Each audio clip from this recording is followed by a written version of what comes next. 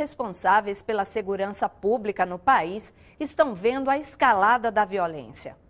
O que o governo tem feito para mudar a situação? Costumeiramente, nós vemos pela mídia que quando é publicado um novo mapa da violência ou uma nova pesquisa sobre indicadores de violência no país, os primeiros holofotes se voltam aos atores da segurança pública, às polícias de maneira específica.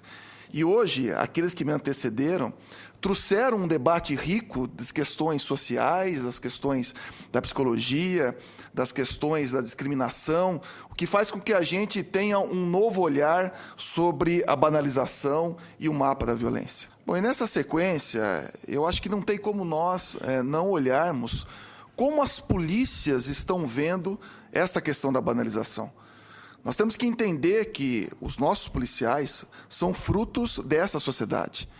E quando nós atacamos de maneira muito intensa os trabalhos investigatórios, o trabalho de atuação das polícias, nós temos que fazer uma reflexão de qual é a estrutura que essas polícias são detentoras para os seus aparatos de apuração das infrações penais e dos seus aparatos de prevenção através do policiamento ostensivo e repressivo. Então, fica muito difícil nós falarmos desta questão sem passar, senador, pela questão financeira, pelas questões orçamentárias, pela questão de segurança, sobre a ótica de equipamentos que nós devemos oferecer às nossas polícias. Há um paradoxo que está colocado para a sociedade brasileira de que justamente nesse momento fértil da nossa experiência democrática, a gente ainda tem que enfrentar esse grave problema, que é o problema das mortes violentas, que, como o professor Cândido apresentou, não se trata fundamentalmente ou exclusivamente do aumento do fenômeno, mas se trata também de uma maior visibilidade do fenômeno por uma série de fatores. Um primeiro fator que permite a maior visibilidade do fenômeno é a qualificação dos nossos bancos de dados. Efetivamente, a gente não tinha como contabilizar a morte violenta com tanta qualidade quanto se possibilita hoje. Então, acho que tem essa questão da visibilidade, que é uma questão significativa. E que, para nós, do governo federal, vem sendo trabalhada a partir do Plano Juventude Viva, que é o plano de prevenção à violência contra a juventude negra, que vem sendo coordenado por nós em 4 grandes frentes. Uma primeira frente relacionada à questão dos valores, porque, como se disse aqui, o fenômeno da violência ele é necessariamente um fenômeno que está associado a que tipo de valores estão difundidos na sociedade. Então, é preciso desconstruir a cultura violenta. Este policial que está aí, ele é fruto da mesma sociedade daquele que está no sistema prisional. Às vezes, senador Paim, o que diferencia ele é o uso ou a dependência de uma droga.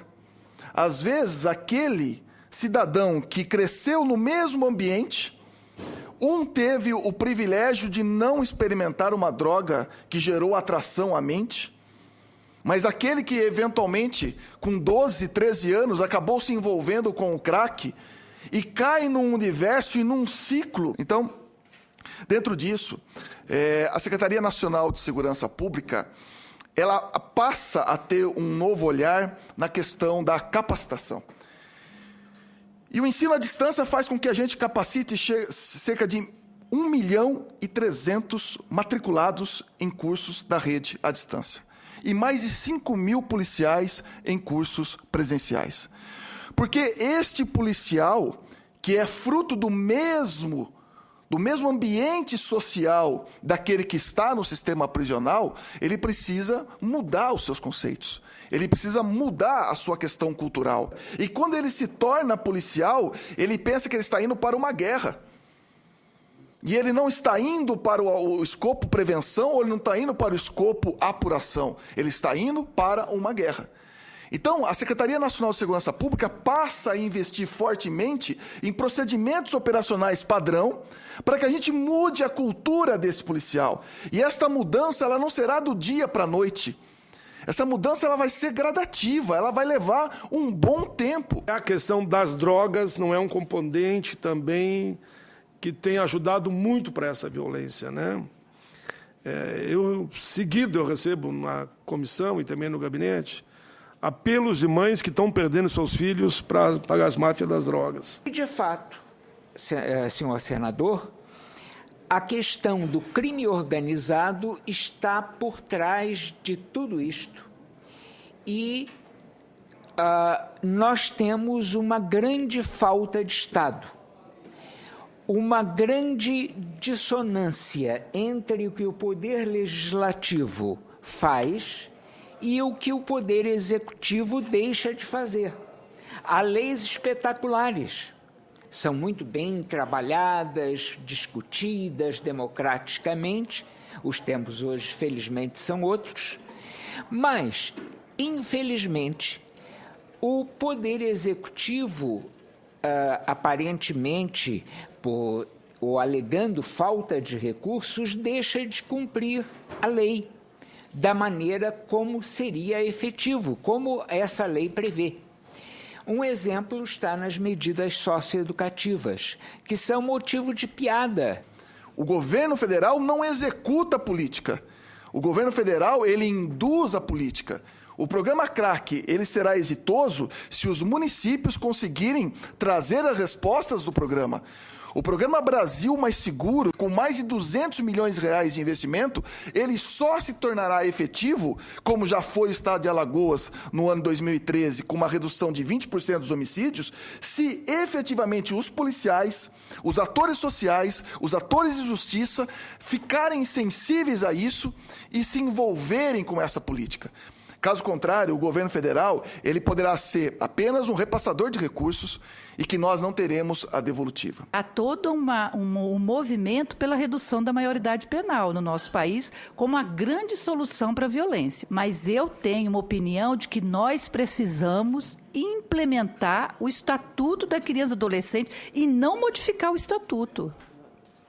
Porque o Estatuto ele não foi implementado ainda, do jeito que deveria. Você reduzir de 18 para 16, alguns vão falar que já nós temos que estar reduzindo para 12 anos dentro da verticalização dos crimes.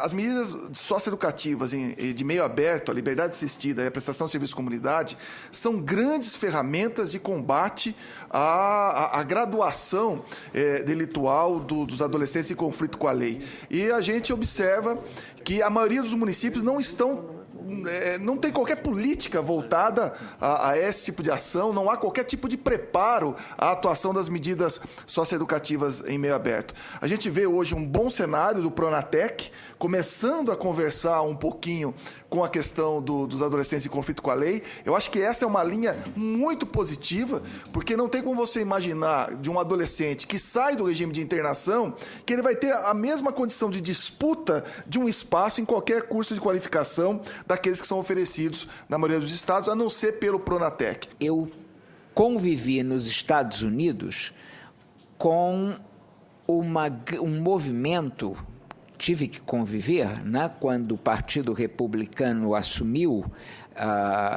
o poder depois de Carter, né, que foi o movimento pelos direitos das vítimas. As vítimas, claro, têm seus direitos, mas tudo isso redundou num endurecimento de penas e no aumento do número de condenados e de presidiários. E, em certas ocasiões, a violência diminuiu. Em outras situações, a violência aumentou. Mas isso não significou um aumento da confiança no Estado, da segurança no Estado, a não ser em determinadas áreas que, obviamente, são socialmente mais privilegiadas. Quão importante é caminharmos na direção das oportunidades de ensino tempo integral no Brasil para todos, isso que, aliás, está no Plano Nacional de Educação, e quão importante é nós avançarmos nessa direção, também como parte da política para prevenir e diminuir a criminalidade. A questão da escola de tempo integral, em princípio, ela é muito boa. Mas é preciso saber o que é que o aluno vai fazer na escola em tempo integral, para que a escola não vire uma panela de pressão. porque a escola, repito, pode ser também um laboratório de violência, especialmente quando ela segrega os alunos de menor aproveitamento em turmas específicas. Quando ela faz classes de aceleração da aprendizagem, simplesmente dando o mesmo tratamento a esses alunos que se atrasaram, como a vida escolar que eles tiveram antes e na qual fracassaram. Só gostaria de lembrar, por último, nós falamos em recursos para a educação, dinheiro por si só não resolve os problemas. É preciso muito mais. Se colocarmos dinheiro, mais dinheiro, numa escola falida, esse dinheiro não vai adiantar. Aí é que está a questão. Os problemas brasileiros não se reduzem a dinheiro. Então, é preciso saber como aplicar, porque se continuarmos aplicando do jeito que sempre aplicamos, não vai mudar nada. É preciso refletir, problematizar e criticar. É preciso um caminho no sentido de método, né? E o caminho é o da prevenção, não é? Não é da exacerbação do poder punitivo do Estado em oposição ao Estado social, democrático, de plenos direitos, não é? Me parece que esse é o caminho e não o contrário. A gravidade dessa questão é tão forte que nós, junto com a senadora Alice da Mata,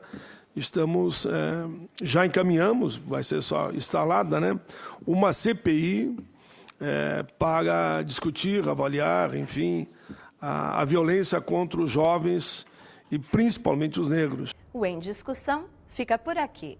Você pode rever este e outros programas pela internet. É só acessar o site www.senado.leg.br/TV. Obrigada pela companhia e até o próximo Em Discussão.